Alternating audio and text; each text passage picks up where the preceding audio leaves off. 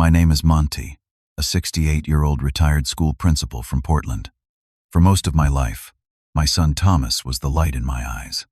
We had our differences, sure, but the love was always there.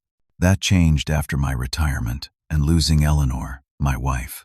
Thomas started showing up more often, managing my affairs, making decisions. That day at the bank, when he pressed a pen into my palm saying, "Just sign, Dad. It's routine." Something felt terribly wrong. If you worry about financial security like I did, drop a comment telling me where you're watching from, hit that like button, and subscribe to hear how I escaped a nightmare. Before everything fell apart, I had what anyone would call a good life. For 35 years, I served as principal at Westlake Elementary School, where teachers, students, and parents knew me as a fair, dedicated educator. I believed in seeing the potential in every child, a philosophy that guided both my professional life and my approach to raising Thomas, my only son. Eleanor and I married young, right after college. We celebrated 42 years together before cancer took her. She was my rock, my compass, the love of my life. Eleanor taught 3rd grade at the same school where I was principal until she retired 5 years before me. We were that couple people pointed to as an example of partnership done right. Every major decision in our lives, we made together. Our marriage wasn't perfect, but we worked through tough times with honest communication and respect. Thomas came along when we were both 33, after years of trying. Maybe that contributed to why he was always somewhat distant. We poured all our love and hopes into him, perhaps overwhelming him at times. He was a smart kid, did well enough in school, but never seemed to find his passion. After college, he bounced between jobs, started businesses that inevitably failed, but we always supported him. Eleanor was softer with him than I was. I pushed for independence, while she worried and wanted to help more. When Eleanor was diagnosed with stage 4 pancreatic cancer, everything changed. The doctors gave her 6 months. She fought for 11. Those last months were brutal but precious. Thomas visited occasionally, but the daily care fell to me. I watched my vibrant wife fade away, holding her hand until her final breath 8 months ago. The grief hit me like a physical blow. For weeks, I barely functioned. That's when Thomas started coming around more often. At first, I was grateful. He helped sort through Eleanor's things, handled the paperwork that follows death, drove me to appointments when I couldn't trust myself behind the wheel. In my fog of grief, I leaned on him more than I ever had before. What I didn't know then was the extent of Thomas's financial troubles. Later, investigations would reveal gambling debts exceeding $100,000, failed business loans he had defaulted on, and creditors threatening legal action. Thomas had painted himself into a corner, and suddenly, his recently widowed father, with substantial retirement savings and a $500,000 life insurance payout from his mother's policy, must have looked like the answer to his prayers. I had always been careful with money. Eleanor and I lived well within our means, saved diligently, paid off our mortgage early, and made conservative investments that performed reliably over time. By retirement, we had accumulated nearly $800,000, not counting our house and a small vacation cabin near Mount Hood that had been in Eleanor's family for generations. When Thomas offered to help review my finances after Eleanor's passing, suggesting we simplify accounts and consolidate investments to make things easier for me, I accepted without question. He set up online banking access, created new email accounts for financial communications, and assured me he was just organizing things to protect me. There were signs, of course. Thomas started asking for loans for vague business opportunities that needed quick cash. He spoke of investment opportunities that required immediate action, with paperwork he had already prepared. When I occasionally asked questions, he would get impatient, reminding me that financial matters had always stressed me out and that Eleanor would want him to handle these things. I wanted to believe him. More than that, I wanted to rebuild our relationship. Throughout his childhood and adult years, Thomas and I had maintained a cordial but somewhat distant connection. Now, in my grief, his increased presence felt like a chance to grow closer. Perhaps, I thought, this was a silver lining in the darkness of losing Eleanor. My son needed me, and I needed him. This mutual dependence might bridge the gap that had always existed between us. How easily hope blinds us to reality. How desperately we sometimes cling to what we wish to see, rather than what is actually before our eyes. The shift happened so gradually that I barely noticed it at first. About 2 months after Eleanor's funeral, I took a fall in the bathroom. Nothing serious, just a bruised hip and wounded pride. But Thomas reacted as though I had broken every bone in my body. "Dad, this house is too big for you now," he insisted, helping me to the couch and bringing me tea I hadn't asked for. "You could have been seriously hurt. What if you had hit your head? You could have laid there for days before anyone found you." When I protested that I was fine, that I had lived in this house for 30 years and knew every inch of it, he shook his head with exaggerated concern. "Mom would want you to be safe. I think you should move in with me, at least temporarily. My guest room is on the main floor, no stairs to navigate." I resisted at first, but Thomas was persistent. He began pointing out every potential hazard in my home. The throw rug Eleanor had brought back from our trip to Santa Fe became a death trap. The 2 steps down to the sunken living room were an accident waiting to happen. My familiar, comfortable home was transformed, through his concerned commentary, into a dangerous obstacle course unsuitable for someone at my age. When I continued to resist moving, Thomas shifted strategies. "Well, at least this house should be sold. It's too much maintenance, and the market is hot right now. We could get top dollar and find you something more appropriate." Within 3 weeks, without my fully understanding how it happened, my house was listed with a real estate agent Thomas knew. When I expressed concern about the listing price, which seemed low based on what neighbors had recently sold for, Thomas assured me that a quick sale was more important than maximizing profit. "The market could crash any day, Dad. We need to move fast." The house sold within days, significantly under market value, as I would later discover. Thomas handled all the paperwork, bringing me documents to sign with sticky notes marking the signature lines. He stood over me as I signed, explaining that the process was complicated and that I shouldn't worry about the details. With the sale of my home, I felt untethered, adrift. The house had been full of memories, 30 years of life with Eleanor, holidays with Thomas growing up, dinner parties with friends and colleagues. Now those physical reminders were gone, and I was installed in Thomas's guest bedroom with just a few pieces of furniture and personal belongings that Thomas had deemed necessary. My smartphone, which I had been reasonably proficient with, was next. Thomas took it one evening, saying he needed to update some settings. When he returned it, the interface looked different, with larger icons that he said would be easier for my aging eyes. What he didn't mention was that he had installed tracking applications and reconfigured my email so that all messages would forward to him first. Friends began commenting that I never returned their calls or emails. When I mentioned this to Thomas, he looked surprised. "No one has been calling, Dad. And you know how people are after a funeral.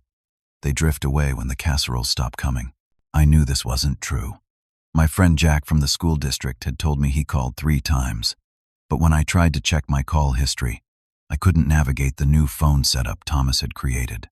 My medication for arthritis pain became another control point. Thomas insisted on managing my pills, placing them in a weekly organizer. Soon, I noticed that my pain levels were increasing, and when I mentioned needing my medication, Thomas would sometimes forget to bring it, or claim I had already taken it. "Your memory isn't what it used to be, Dad," he would say with a patience that felt condescending. "That's why I'm keeping track of these things for you." Mail addressed to me began disappearing. When I asked about bank statements or investment reports, Thomas produced a folder with summaries he had prepared, assuring me everything was in order. "I've consolidated some accounts to reduce fees," he explained. "And I've updated your address on everything so it all comes to my house now. Less chance of identity theft that way." My world was shrinking. Thomas always had a reason why I couldn't visit friends or have them over. I was too tired or coming down with something or the timing wasn't good. When my former assistant principal called to invite me to the retirement party of a longtime colleague, Thomas intercepted the call and declined on my behalf, later telling me the event had been canceled. One afternoon, I managed to use the landline when Thomas was in the shower to call Jack. We were catching up when Thomas emerged, water still dripping from his hair, and saw me on the phone. His face darkened as he strode across the room and pressed the disconnect button. "Who was that?" he demanded, his voice tight with anger I had rarely heard from him before. "Just Jack," I replied, startled by his reaction. "We were talking about getting coffee next week. You know you're not supposed to make plans without checking with me first," Thomas snapped. "I have your doctor's appointments, my work schedule, and household needs to coordinate. You can't just make commitments without telling me." "I don't need your permission to see a friend, Thomas," I said, finding a small spark of the authority I had once wielded as a school principal. His response chilled me. "Actually, Dad, you do. Your judgment isn't reliable anymore. The doctor is concerned about early signs of cognitive decline."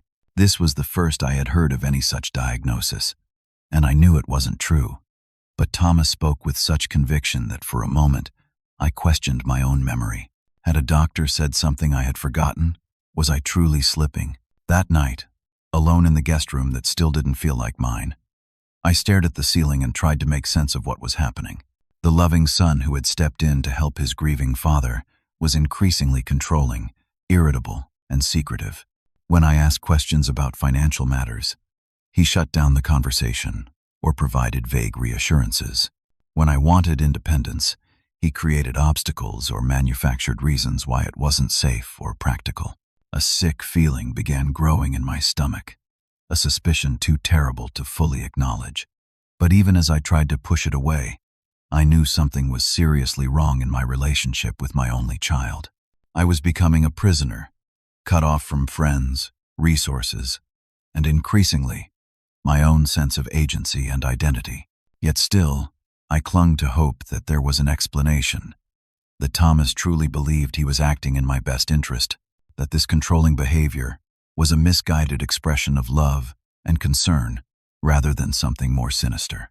Hope dies slowly, even in the face of mounting evidence to the contrary. The truth revealed itself on a Tuesday afternoon in October, 6 months after Eleanor's death. Thomas had a dental appointment and left me alone at the house, something that rarely happened anymore. Usually, if he had errands, he insisted I come along, never giving me time alone in the home that was supposedly now partially mine. With a vague sense of doing something forbidden, I began opening drawers in his home office. I told myself I was just looking for a notepad or some stamps, but the truth was, suspicion had been building, and I needed to know if I was being paranoid or if my concerns were justified. In the bottom drawer of the filing cabinet beneath a stack of car maintenance records, I found a folder with my name on it. Inside were recent bank statements for accounts I recognized as mine, showing balances significantly lower than what I expected. There were records of withdrawals, large sums, with notations simply stating investment transfer or property management. My hands trembled as I continued searching. In Thomas's desk drawer, I found a draft of a power of attorney document, already filled out with my name and Thomas's, awaiting only signatures. This document would give him complete control over all my financial and medical decisions, essentially stripping me of any legal autonomy. The printer on his desk had a paper tray with what appeared to be a draft letter to the manager of my retirement accounts, written as though from me, requesting liquidation of investments and transfer to a new account I didn't recognize. The letter mentioned my declining health and mental capacity as the reason for the changes. Feeling sick to my stomach, I powered on Thomas's laptop. It wasn't password protected, perhaps because he never imagined I would snoop while he was gone. His email was open, and with a few clicks, I found conversations with someone named Victor about selling the old man's cabin and splitting the proceeds. The cabin had been in Eleanor's family for 3 generations. We had spent summers there throughout Thomas's childhood. It was never meant to be sold, but passed down through the family. Another email exchange was with someone claiming to be a lawyer, discussing how to have me declared mentally incompetent if I began causing problems. There were emails to distant relatives and my few remaining friends, messages supposedly from me, explaining that I was dealing with early dementia and would be stepping back from social engagements while Thomas helped me manage this difficult transition. My son, my only child, was systematically stealing everything I had worked for throughout my life. Worse, he was destroying my reputation and relationships, isolating me completely to prevent anyone from questioning what was happening or offering help. With shaking hands, I reached for the landline phone. Most of my contacts had been deleted from my smartphone, but I still remembered my nephew Stephen's number. Stephen was Eleanor's sister's son, always close to us but living in Chicago. I hadn't spoken to him in months, supposedly because he was too busy, according to Thomas.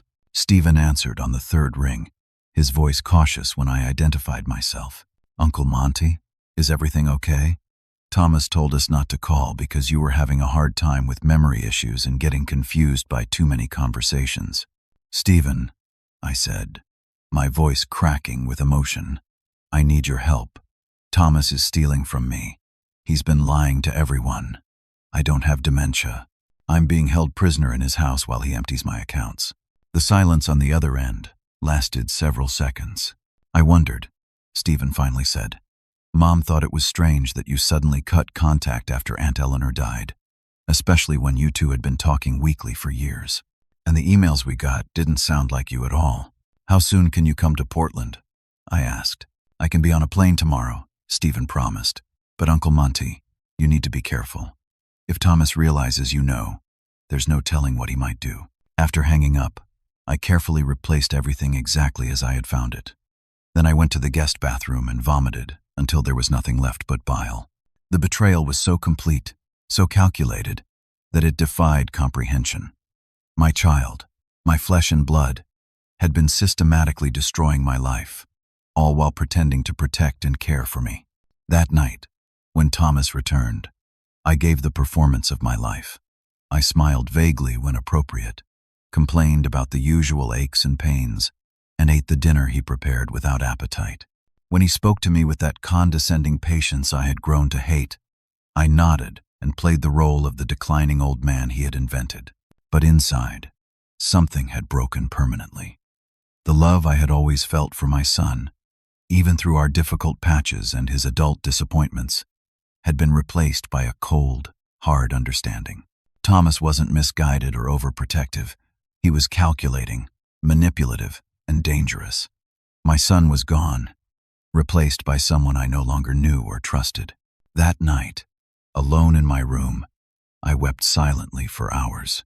I cried for the little boy who had once sat on my lap for bedtime stories, for the teenager who had played saxophone in the school band, for the young man who had stood beside me at Eleanor's funeral. I cried for what we might have been to each other in my final years, for the companionship and support that had turned to exploitation and abuse. And finally, I cried for myself and the hard choice I knew I had to make. By morning, my tears were spent, and resolution had taken their place. I would not be a victim, not of a stranger, and certainly not of my own son. Somehow, I would reclaim my life and my dignity, no matter the cost to the relationship that was already destroyed beyond repair. The next morning, Thomas knocked on my bedroom door earlier than usual, his voice cheerful in a way that immediately put me on guard. "Rise and shine, Dad. Big day today. We've got a 10:30 appointment at the bank to take care of some paperwork. Nothing complicated, just some account updates they need your signature for." My heart began racing, but I kept my voice steady. "What kind of updates?"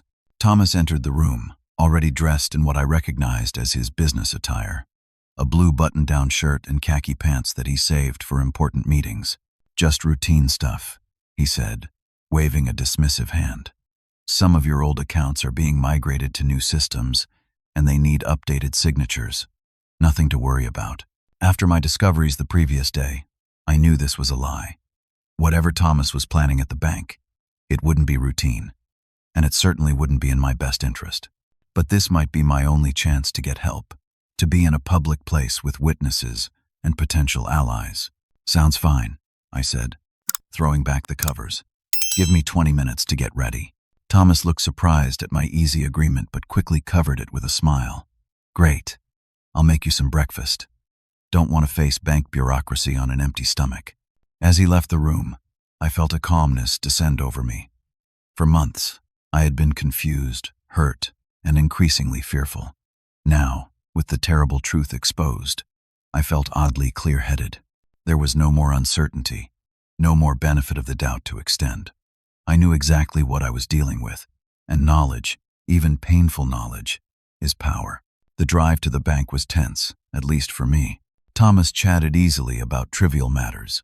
A neighbor's new landscaping, a television show he thought I might enjoy, an upcoming weather system that might bring early snow to the mountains. I responded with non-committal sounds, conserving my energy for what lay ahead. First National Bank had been my bank for over 40 years. Eleanor and I had opened accounts there when we first moved to Portland, taken out our mortgage there, established retirement accounts, and built relationships with staff over decades. But as we pulled into the parking lot, I realized I didn't recognize this branch. It was across town from my old neighborhood, in an area I rarely visited. "I usually go to the Westlake branch," I said as Thomas parked the car. "This one is more convenient to my house," he replied smoothly. "And Gary, the manager here, is an old friend. He's going to take good care of us." Inside, the bank was modern and impersonal, with glass partitions separating teller stations and private meeting rooms along the back wall. Thomas approached the reception desk with confidence. "Good morning. We have an appointment with Gary Peterson, Thomas and Monte Wilson." The young woman at the desk checked her computer and nodded. "Yes, Mr. Peterson is expecting you. If you'll have a seat, he'll be with you in just a moment." We sat in sleek, uncomfortable chairs in the waiting area. Thomas kept checking his watch, a sign of nervousness I had come to recognize over the years. Whatever he had planned, he was anxious about it. A tall man in his 40s emerged from one of the offices, spotted Thomas, and came over with an outstretched hand. "Thomas, good to see you again. And this must be your father." They knew each other. This wasn't just a convenient branch location. Thomas had established a relationship with this manager, presumably to facilitate whatever he was planning today. "Monte, this is Gary Peterson, the branch manager I told you about," Thomas said. "Gary, my father, Monte Wilson." Gary shook my hand firmly. "A pleasure to meet you, sir. Thomas has told me so much about you. I understand you were a school principal before retirement. Very admirable profession." His friendly demeanor seemed genuine, which confused me. Was he part of whatever scheme Thomas had concocted, or simply a banker doing his job, unaware of the coercion taking place? "If you'll follow me," Gary continued, "we have a private room ready for our meeting, more comfortable than my office, and we can spread out the paperwork." He led us to a small conference room with a round table and 4 chairs. A young woman was already inside, setting up a laptop and arranging documents. "This is Amanda," Gary introduced her. "She'll be helping us process everything today." Amanda looked to be in her mid-20s, with kind eyes and a professional demeanor. She smiled warmly at me, and something in her expression gave me hope.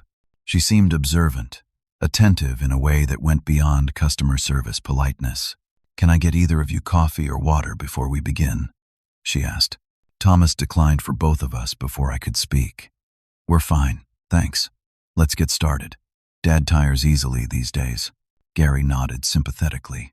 "Of course. Well, we have several documents for review and signature today.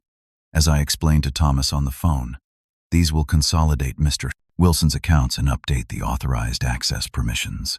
Amanda placed the first document in front of me, a dense page of legal terminology with signature lines at the bottom.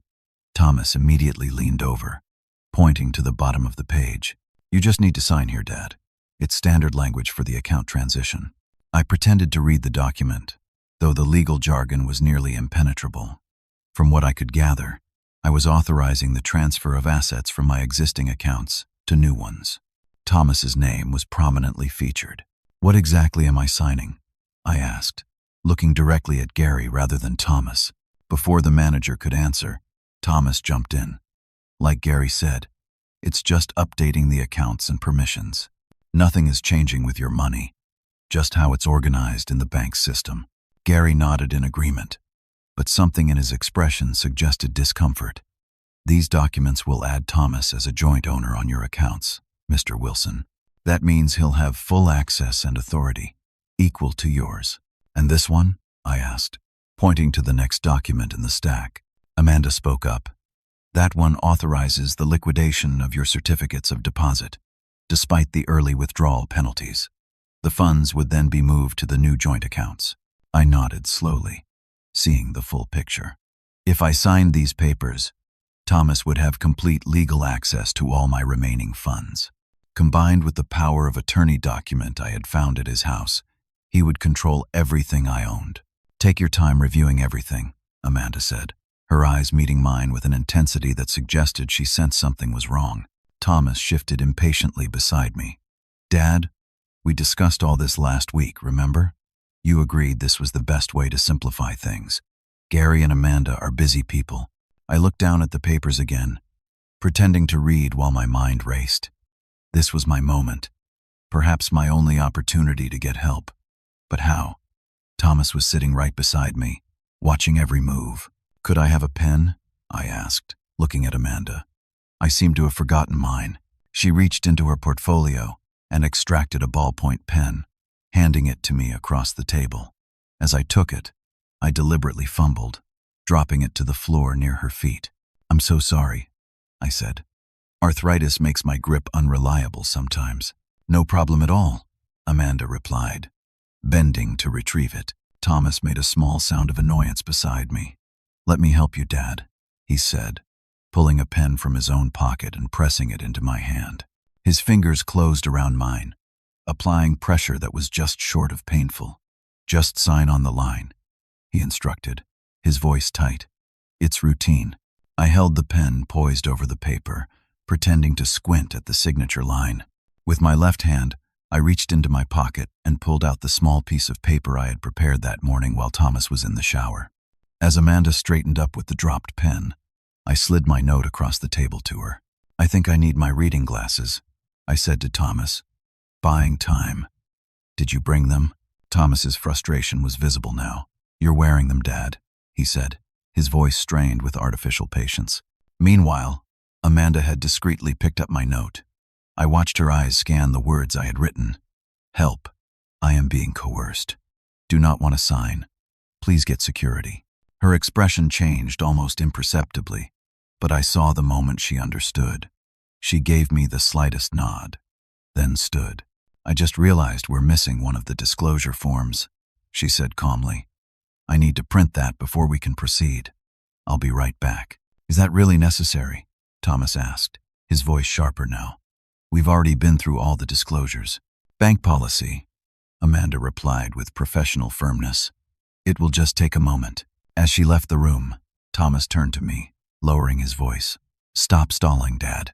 The sooner we get this done, the sooner we can go home. Gary seemed uncomfortable now, glancing between us with growing concern. Is everything all right, Mr. Wilson? You seem hesitant. Before I could respond, the door opened. Amanda returned, but she wasn't alone. A man in a security uniform stood beside her, and behind them was a woman in a dark suit who carried herself with unmistakable authority. Mr. Peterson, could I speak with you for a moment? The woman asked. Gary excused himself and stepped out of the room. Thomas watched them leave, his face flushing. What's going on? He demanded, turning to Amanda. Just a small procedural matter, she replied, her voice steady. They'll be back in a moment. Thomas's hand clamped down on my wrist, hard enough to make me wince. Did you say something to her? He hissed. I looked my son in the eyes, no longer pretending. Yes. The door opened again. The woman in the suit entered, followed by Gary and 2 security officers. Mr. Wilson, the woman addressed me, not Thomas. I'm Patricia Lawson, head of security for First National Bank. Amanda has brought a concerning situation to my attention. Could you please tell me, in your own words, if you are here willingly and wish to sign these documents? Thomas jumped in before I could speak. Of course he is. My father has early-stage dementia. He gets confused and paranoid sometimes.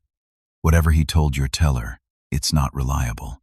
We've discussed these financial arrangements extensively. Patricia Lawson's gaze never left my face. Mr. Wilson, I'd like to hear from you. I took a deep breath, feeling Thomas's grip tighten on my arm under the table. For months, I had been silenced, manipulated, and controlled. Now, finally, someone was asking for my truth. I am being coerced, I said clearly. I do not have dementia. My son has been isolating me from friends and family, controlling my medications, and systematically transferring my assets to himself. I do not want to sign these documents or any others. I need help. The room went still. Thomas's face contorted with rage and disbelief. That's ridiculous, he sputtered. Dad, you're confused again. Remember what Dr. Myers said about your cognitive decline? This is exactly what he warned us about. There is no Dr. Myers, I said quietly. There is no diagnosis. That's a fiction you created to justify taking control of my life. Patricia Lawson nodded to the security officers. Mr. Wilson, she addressed Thomas, I'm going to have to ask you to come with these gentlemen while we sort this out. Thomas shot to his feet. This is outrageous. He's my father. I'm trying to protect him and his assets. You have no right to interfere in a family matter. Actually, sir, we have both the right and the obligation to prevent financial exploitation, especially of elderly clients. Patricia responded calmly. If everything is as you say, that will be established. But right now, we need to separate you two while we contact the proper authorities. Thomas looked at me, his expression a mixture of fury and disbelief. For a moment, I thought he might become violent. Then his face smoothed into a cold mask. Fine, call whoever you want. My father's medical records will confirm everything I've said. He turned to me, his voice dripping with wounded innocence. Dad, I can't believe you would do this to me after everything I've done for you. Mom would be so disappointed. The invocation of Eleanor, using her memory as a weapon against me, was the final cruelty. I said nothing as the security officers escorted Thomas from the room, my heart breaking all over again for the son I had lost long before this moment. Patricia sat down across from me. Mr. Wilson, I've contacted the police. They're sending officers from the elder abuse unit. Would you like some water while we wait? The kindness in her voice nearly undid me. After months of calculated manipulation disguised as care, simple human concern felt overwhelming. Yes, I managed to say, my voice cracking. Water would be good, and if possible, I'd like to call my nephew. He was planning to fly in tomorrow, but he should know what's happened. Of course, Patricia nodded to Amanda, who hurried to fulfill both requests. As the adrenaline of the confrontation began to fade, the full weight of what had just occurred settled on me. My son was in custody. I had publicly accused him of elder abuse and fraud. There would be police reports, possibly criminal charges, and no going back to the life I had before, flawed as it had become. Yet alongside the grief and shock, I felt something else stirring. Relief. For the first time in months, I had spoken my truth and been believed. I had taken action to protect myself, and help had arrived. Whatever lay ahead would be difficult, but I was no longer a prisoner in my own life. When the police arrived 20 minutes later, I was ready to tell my story, ready to begin the long process of reclaiming what had been taken from me, not just financially, but in dignity, autonomy, and peace of mind. The road ahead would be painful, but I would walk it as I had always tried to live, with courage, integrity, and truth. The hours following the bank incident passed in a blur of official statements, concerned professionals, and paperwork of a different kind. Detective Lisa Morales from the Elder Abuse Unit of the Portland Police Bureau took my statement with patience and compassion, her notebook filling with the details of the past 6 months. Unfortunately, Mr. Wilson, what you're describing is not uncommon, she told me. Elder financial abuse is one of the fastest growing crimes in America, and family members are often the perpetrators. She explained that they would be obtaining warrants to search Thomas's home and financial records. In the meantime, I would need a safe place to stay. Is there someone you can call? Family or close friends nearby? I thought of my dwindling social circle, the connections Thomas had systematically severed. My nephew Stephen is flying in from Chicago tomorrow, but tonight, I'm not sure. I can help with that, Patricia Lawson, the bank security director, interjected. She had remained by my side throughout the police interview. First National Partners with a senior advocacy organization that maintains emergency housing for situations exactly like this. That night, I slept in a small but comfortable apartment in a secure building staffed by a social service agency. The bed was unfamiliar, the surroundings strange, but for the first time in months, I felt safe. No one was monitoring my calls, checking my medications, or controlling my movements. Simple freedoms I had once taken for granted now felt like precious gifts. Stephen arrived the next afternoon, his face tight with worry and anger on my behalf. We embraced in the small apartment, and I felt the first real human connection I'd had since Eleanor died. "Uncle Monte, I'm so sorry," he said, his voice thick with emotion. "We should have realized something was wrong sooner." "You couldn't have known," I assured him. "Thomas was very careful, very thorough." Stephen shook his head. "The emails never sounded like you, but we thought maybe grief had changed you, or that you were just busy adjusting to life without Aunt Eleanor." Over the next few days, the full extent of Thomas's scheme began to emerge. Detective Morales kept us updated, as search warrants yielded evidence even more damning than I had imagined. We found documentation of gambling debts exceeding $150,000. She told us during a meeting in her office. "Your son was being pressed by creditors, some of them not the kind you want to owe money to." We also found evidence that he had already transferred approximately $200,000 from your accounts to his own over the past 6 months. The detective placed a folder on the desk between us.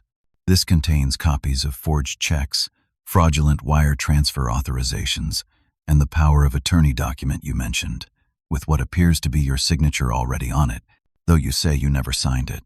I stared at the evidence of my son's betrayal, feeling numb. "What happens now?" "We've arrested Thomas on multiple charges: elder abuse, financial exploitation, fraud, forgery, and coercion. The district attorney believes we have a strong case." The reality of criminal proceedings against my own son hit me with physical force. Despite everything he had done, some part of me still saw Thomas as the little boy who had once needed my protection, not someone I needed protection from. "Do I have to press charges?" I asked quietly. Detective Morales leaned forward, her expression gentle but serious. "Mr. Wilson, I understand this is incredibly difficult. He's your son, but the evidence suggests this was a calculated, ongoing scheme that would have left you destitute. And you may not be the only victim. We're investigating whether he's done this to others." Stephen, who had remained silent during much of the meeting, spoke up. "Uncle Monte, I know this is agonizing, but think about what Aunt Eleanor would want. She would want you safe, with your dignity intact." In the end, I agreed to move forward with charges, not out of vengeance, but because there needed to be consequences, for Thomas's sake as much as my own. Without intervention, without a reckoning, he would continue down this destructive path. The legal process moved with excruciating slowness. I moved in with Stephen temporarily, returning to Portland only when necessary for meetings with detectives, prosecutors, or my newly hired elder law attorney, Maria Santos. Maria proved invaluable in helping me navigate both the criminal case against Thomas and the complex process of recovering my assets and reestablishing control over my affairs. "Many of the transfers can be reversed," she explained during one of our meetings. "The bank has been cooperative, especially since their staff helped uncover the scheme. But some funds may be gone for good, especially what Thomas already spent on gambling debts."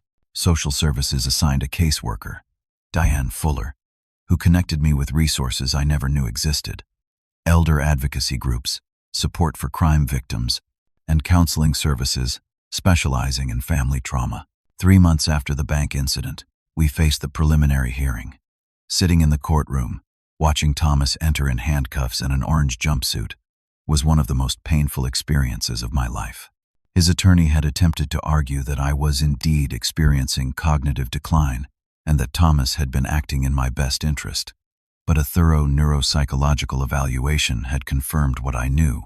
I was cognitively intact, fully capable of managing my own affairs. Thomas wouldn't meet my eyes during the hearing. He stared straight ahead, his face impassive as the prosecutor outlined the case against him. Only when the judge denied bail, citing flight risk and the seriousness of the charges, did I see emotion break through, a flash of panic quickly suppressed. Outside the courtroom, reporters approached, hungry for the story of a son who had systematically defrauded his widowed father. I declined to comment, unable to feed the public appetite for family tragedy as entertainment. Support came from unexpected quarters. Former students, now adults with children of their own, reached out after seeing news reports. Colleagues from my days as principal sent cards and called with offers of help. The bank's elder fraud unit worked tirelessly to help recover what they could of my assets. Through it all, I grappled with a fundamental question. How could my son, whom I had raised with love, taught values of honesty and integrity, have become someone capable of such calculated betrayal? Was it genetic, some inherent character flaw I had failed to recognize? Was it my fault for being too strict or not strict enough, too distant or too involved? Therapy sessions with Dr. Rachel Goldman helped me work through these questions, though complete answers remained elusive. Parents have profound influence on their children, she told me during one session, but they don't determine everything. Thomas made his own choices, repeatedly, over time. His gambling addiction likely played a significant role, but addiction explains behavior. It doesn't excuse it. 6 months after his arrest, Thomas's attorney approached Maria with a plea deal offer. Thomas would plead guilty to reduced charges in exchange for a shorter sentence. The prosecutor is willing to recommend 3 years instead of the potential 7 to 10 he's facing if this goes to trial, Maria explained. They're offering this partly to spare you the ordeal of testifying. I agreed to the deal, not for Thomas's sake, but for my own. The thought of taking the stand, publicly recounting every painful detail of his betrayal, felt like more than I could bear. The day of the sentencing hearing arrived with a sense of finality. Thomas had lost weight in jail, his face gaunt, eyes hollow. When given the opportunity to speak before sentencing, he finally looked at me. "I'm sorry, Dad," he said, his voice barely audible in the quiet courtroom. The gambling took over everything. I kept thinking I could win it all back, fix everything before you ever knew. Then it just spiraled out of control. It was an apology of sorts, though it rang hollow, focused more on explanation than true remorse. The judge seemed unimpressed. "Mr. Wilson," she addressed Thomas, "addiction is a disease that warrants compassion and treatment. But you didn't simply steal to feed your addiction. You engaged in a calculated, extended campaign to isolate and defraud a vulnerable victim who happened to be your own father. Your actions were predatory and warrant significant consequences." She sentenced him to 3 years in state prison, with eligibility for parole after 18 months, contingent upon completion of gambling, addiction treatment, and financial counseling. Additionally, he would be required to make restitution, though we all knew the likelihood of recovering the full amount was slim. As Thomas was led away, he looked back at me one last time. In his eyes, I saw a mixture of emotions too complex to name. Was there genuine remorse alongside the self-pity? A flicker of the son I had once known beneath the man he had become? I couldn't be sure. What I did know was that something had ended that day, not just in the legal sense, but in my heart. The unconditional love a parent feels for a child had been conditioned by reality, tempered by pain and betrayal into something more complicated and guarded. I would always care what happened to Thomas, always hope for his redemption. But trust, once shattered so completely, might never be fully restored. As Stephen and I left the courthouse, a weight lifted from my shoulders, not the entire burden but enough to stand straighter, breathe deeper. The long process of legal proceedings had ended. Now the equally challenging work of rebuilding my life could truly begin. With the court proceedings behind me, I faced a crossroads. I could not return to the home I had shared with Eleanor. Thomas had sold it months ago. His house, where I had been essentially held captive, was now tied up in legal proceedings as the courts determined how much of it had been purchased with my stolen funds. "You're welcome to stay with me in Chicago permanently," Stephen offered sincerely. "Julie and the kids love having you around." His kindness touched me deeply. Stephen and his wife had welcomed me into their home without hesitation during the worst crisis of my life. Their children, Eleanor's grandnieces, had brought moments of joy during an otherwise dark time. But Chicago wasn't home, and living with family, however loving, wasn't the independence I was determined to reclaim. "I need to go back to Portland," I told him. "I need to rebuild on my own terms." With Maria Santos's help, I found a one-bedroom apartment in a senior living community called Riverside Gardens. It wasn't assisted living, but rather independent apartments with optional communal activities and basic security features. Most importantly, it was my own space, where I controlled who entered and what happened within those walls. Moving in with my few remaining possessions was a bittersweet experience. Most of my furniture, photographs, and mementos had been sold or discarded during Thomas's liquidation of my home. The apartment felt sparse, unconnected to my past. "Think of it as a fresh canvas," suggested Diane Fuller, my social worker, during a visit to help me get settled. An opportunity to create something new. Slowly, I began to do just that. I purchased a comfortable recliner, similar to one Eleanor and I had loved. I found a desk at a second-hand store that reminded me of the one in my principal's office. Small touches, one by one, transformed the generic apartment into a space that felt like mine. Reaching out to old friends proved more challenging than I had anticipated. Thomas had done thorough work in severing those connections, telling some people I had cognitive issues, others that I had chosen to withdraw from social contacts after Eleanor's death. Some had given up trying to reach me, assuming I wanted privacy in my grief. My first call was to Jack, my former colleague who had tried repeatedly to stay in contact. "Monte!" he exclaimed when he recognized my voice. "God, it's good to hear from you. Are you okay? There were rumors, and then that article in the paper about your son." "It's a long story," I said. "One better told over coffee than on the phone.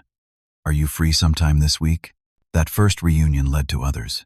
Some conversations were awkward, friends uncertain how to respond to what had happened. Others were warm and immediate, as if no time had passed. A few admitted they had suspected something was wrong but didn't know how to help. "We should have tried harder," my friend Evelyn said, reaching across her kitchen table to grasp my hand. "When those emails didn't sound like you, when you suddenly stopped coming to book club, we should have done more than just accept the explanations Thomas gave." "You couldn't have known," I assured her. The same words I had spoken to Stephen.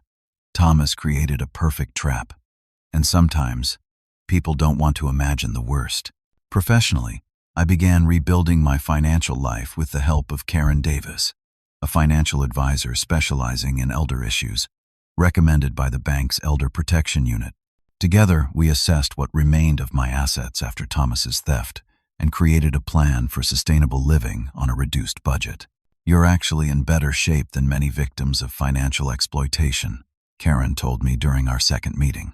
"The quick intervention saved a significant portion of your retirement funds, and your Social Security and pension weren't affected. It will be tight, but you can maintain your independence." Independence became my watchword, my goal in every decision. I learned to use a new smartphone without Thomas's monitoring apps. I took a course at the Senior Center on Internet security and identity protection.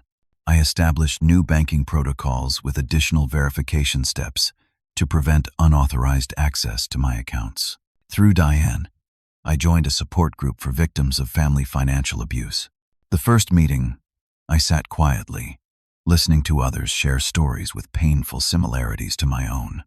Children, grandchildren, nieces and nephews, even spouses who had exploited trust and love for financial gain. "I never thought I'd be in a group like this," I admitted when it was my turn to speak. I spent my career as an educator, priding myself on being observant, on understanding people. Yet I completely missed what was happening with my own son. Margaret, a woman in her 70s who had been defrauded by her granddaughter, nodded in understanding. "We don't see it because we don't want to see it. The mind protects itself from unthinkable truths." In that room full of strangers who understood my experience in ways even loving friends and family couldn't, I found a unique kind of healing. No one judged the lapses in judgment that had contributed to our situations. No one suggested we should have known better, been smarter, seen the signs sooner. We had all been betrayed by people we loved, and in that shared pain, we found connection and gradual recovery. At Riverside Gardens, I gradually became part of the community. Morning coffee in the common room, weekly film screenings in the small theater, occasional bus trips to museums or concerts. I met Angela Lewis during a community garden project, an 80-year-old former nurse whose daughter had stolen her retirement funds and disappeared to another state. "Gardening teaches you resilience," she told me as we planted tomato seedlings in the raised beds behind the main building. "Plants don't always grow the way you expect. Sometimes they die despite your best efforts. But there's always another season, another chance to nurture something new." Angela became a close friend, someone who understood my experience without needing detailed explanations. We walked together most mornings, attended concerts at the park during summer, and kept tabs on each other with a system of check in texts that balanced independence with safety. Technology, which Thomas had used as a tool of control, I reclaimed as a means of connection and empowerment. I learned to use video calling to stay in regular contact with Stephen and his family. I joined online forums for educators, reconnecting with my professional identity. I even started a small blog sharing my experiences as both a cautionary tale and a story of recovery, careful to respect the legal limitations of what I could share about an ongoing case. 6 months into my new life, I received the first letter from Thomas in prison. For days, it sat unopened on my kitchen table, its presence a disruption to the peace I had been carefully constructing. When I finally opened it, the contents were what I had both expected and dreaded, a mixture of apology, self-justification, and subtle manipulation. He wrote of the terrible conditions in prison, the counseling he was receiving for his gambling addiction, how much he missed his freedom and normal life. He asked for money for the commissary account, for me to contact friends who might visit him, for assurance that I was working with his lawyer on an early release plan. What the letter lacked was genuine accountability, a true recognition of the harm he had caused. There was no acknowledgement of how close he had come to destroying my life completely, no genuine questioning of the choices he had made over many months. I showed the letter to Dr. Goldman at our next therapy session. "What are your obligations here?" she asked after reading it. "Not what Thomas wants or expects, not what others might think you should do, but what do you feel is right for you?" It was a question I had been wrestling with since the sentencing. What did I owe my son, who had tried to steal everything from me? What were the limits of parental love and forgiveness? Where was the line between compassion and self-protection? "I don't want vengeance," I said slowly. "I don't want him to suffer, but I'm not ready to invite him back into my life, to open myself to potential harm again." "Then, that's your answer for now," Dr. Goldman replied. "Boundaries aren't punishment. They're protection, for both you and Thomas. Clear consequences are part of how people change." I wrote back to Thomas with clear limits. I would not send money or intervene in the legal process. I would consider carefully supervised visits after he had completed at least 6 months of his rehabilitation programs. I wished him well in his recovery but made no promises about our future relationship. More letters came, some accepting these boundaries, others pushing against them, testing whether emotional appeals would weaken my resolve. I maintained my position, responding when I felt able but always with consistent limits.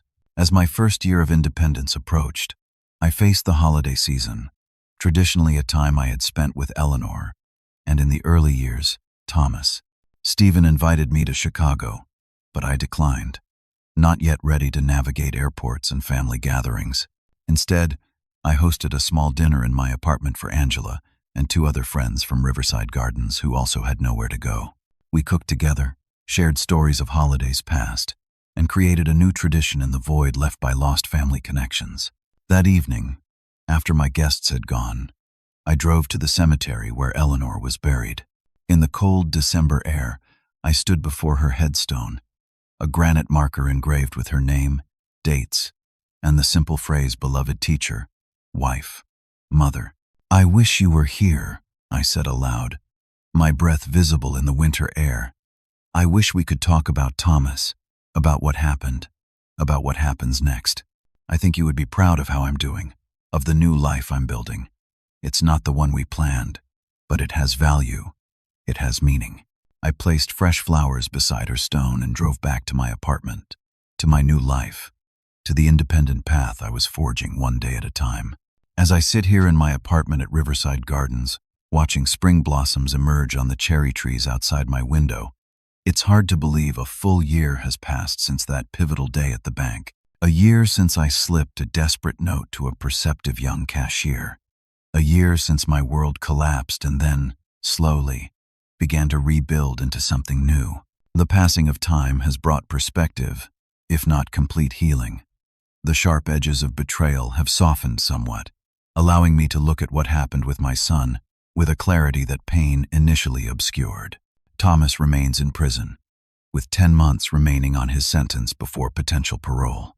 Our communication has evolved into a careful, measured exchange of letters every few weeks. His recent messages show glimmers of genuine reflection, perhaps the beginning of true accountability. "I've been working with my counselor on understanding why I did what I did," he wrote in his last letter. "It wasn't just the gambling, though that was the catalyst.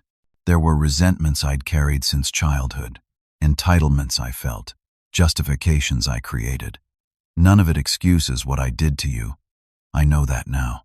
Whether these insights represent real change or are merely what he believes I want to hear, only time will tell. I've learned to hold his words lightly, neither rejecting them outright nor investing them with more meaning than evidence supports. This detachment isn't coldness, but a necessary protection, a boundary that serves us both. The process of forgiving myself has been more challenging than I anticipated. For months, I tortured myself with questions. How did I not see what was happening sooner?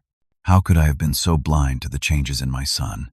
What signs did I miss throughout his life that might have predicted this outcome? Dr. Goldman helped me recognize the futility of these questions. "You're applying retrospective knowledge to past decisions," she explained during one session. "Of course, everything looks obvious in hindsight, when you know how the story ends. But in the moment, with the information you had then, you made the best choices you could. Gradually, I've come to accept that truth. I was a victim, not a collaborator. My trust wasn't stupidity. It was a natural extension of parental love. The fault lay not in my failure to suspect my son of terrible intentions, but in his choice to exploit my trust and vulnerability. My relationship with Thomas now exists within careful boundaries. I've agreed to supervised visits once he's released, contingent on his continued participation in addiction treatment and acceptance of strict financial boundaries. He will never again have access to my accounts, never handle my legal matters, never make healthcare decisions on my behalf. Trust, once shattered so completely, cannot be fully restored. But a new kind of relationship might still be possible within these protective limits. One unexpected outcome of this painful journey has been my involvement with senior advocacy work. 6 months ago, I began volunteering with the Elder Justice Coalition, sharing my story with community groups, senior centers, and law enforcement training sessions. My background in education made public speaking natural, and my personal experience lent authenticity to warnings about family financial exploitation. Elder abuse thrives in silence and isolation. I tell these groups, the shame victims feel often prevents them from seeking help or even acknowledging what's happening. By sharing our stories, we break that silence and help others recognize warning signs before it's too late. Last month, using a portion of the assets recovered through legal proceedings, I established a small foundation focused on elder education and protection. The Eleanor Wilson Memorial Fund, named for my late wife, provides resources for seniors learning to navigate digital banking safely, recognize scams and exploitation attempts, and maintain financial independence through their later years. The professional network I built during my career has proven invaluable in this new chapter. Former colleagues have joined the Foundation's advisory board, bringing expertise in education, community outreach, and nonprofit management. What began as a personal healing project has grown into something larger, a way to transform my painful experience into protection for others. My day-to-day life has found a comfortable rhythm. Mornings begin with coffee and reading on my small balcony when weather permits. 3 days a week, I volunteer at a local elementary school, helping struggling readers build confidence and skills. The children know me simply as Mr. Monte, unaware of the journey that brought me to their classroom. Their unguarded enthusiasm and resilience remind me daily of the human capacity for joy, even after hardship. Friendships sustain me in ways I never fully appreciated before this experience.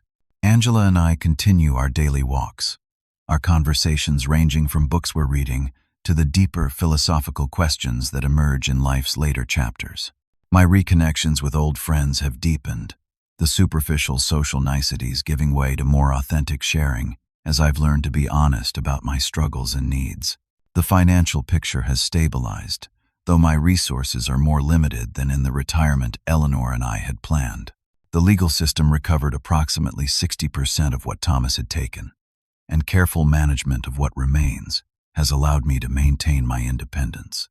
I've learned to find pleasure in simpler things, to distinguish between wants and needs, to recognize that security comes from resilience rather than abundance. One of the most profound lessons of this journey has been about the nature of love itself. We often speak of love as though it were a single, uniform emotion. In reality, it's infinitely complex, containing within it the potential for both tremendous healing and devastating harm. Love without boundaries, without accountability, can enable destructive patterns. Love that acknowledges human fallibility, that insists on respect and reciprocity, creates space for growth and genuine connection. I still love my son. That has never changed, even in the darkest moments. But the nature of that love has evolved from blind devotion to something more clear-eyed and conditional. I love him enough to hope for his redemption, to support his recovery where appropriate, and to maintain boundaries that prevent further harm to either of us. This is a more mature love, perhaps, than what I felt before, grounded in reality rather than idealization. If you're watching this and find yourself in circumstances that echo mine, whether with a child, another family member, or someone else you trust, please know that seeking help is not betrayal. Protecting yourself is not selfish. Setting boundaries is not cruelty. Sometimes, the most loving action we can take is to say no, to require accountability, to insist on truth even when it's painful. Our stories don't end with our wounds. What happens after the betrayal, after the loss, after the collapse of what we thought was certain, matters just as much as the injury itself. In choosing how to respond to harm, we reclaim our agency, our dignity, and ultimately, our capacity for joy. I would never have chosen this path. Given the option, I would have preferred the retirement Eleanor and I planned, the uncomplicated relationship with my son I once thought I had. But we rarely get to choose our challenges, only our responses to them. In responding to this unexpected journey with as much courage and integrity as I could muster, I've discovered strengths I never knew I possessed and built a life with meaning I never anticipated. Have you ever faced a betrayal that forced you to rebuild your life? How did you find the strength to move forward? Share your story in the comments below, and remember to like and subscribe if this resonated with you. Thank you for listening, and may you find both the wisdom to trust wisely and the courage to protect yourself when necessary. Whatever challenges you're facing, remember that healing is possible, even from the deepest wounds.